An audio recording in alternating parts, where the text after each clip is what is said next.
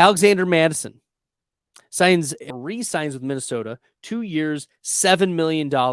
And one of the pieces of note here in the background, the context for this signing is that Dalvin Cook has been the interest of trade talks. A lot of teams have been calling Minnesota, at least reportedly, have been calling Minnesota to find out what is the asking price for Dalvin Cook.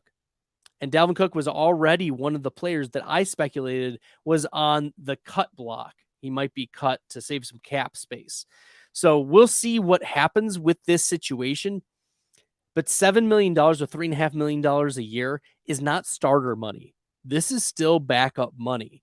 So Alexander Mattison, even if the Vikings cut or trade Dalvin Cook, it would not surprise me if they bring in another running back, or I think most likely draft running back in this draft.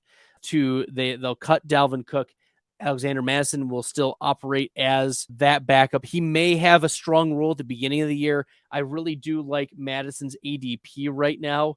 Right now, Mattison is as the running back 41, but going later than that in a lot of drafts, I've seen him go as running back 50s even. So a solid running back 4 with handcuff upside. We've seen Mattison play well as a handcuff. We have seen him step into that handcuff role, but he's never been the guy. Okay. So Mattison, I think this is a fine sign going back to Minnesota. There may be an opportunity here. He knows the system.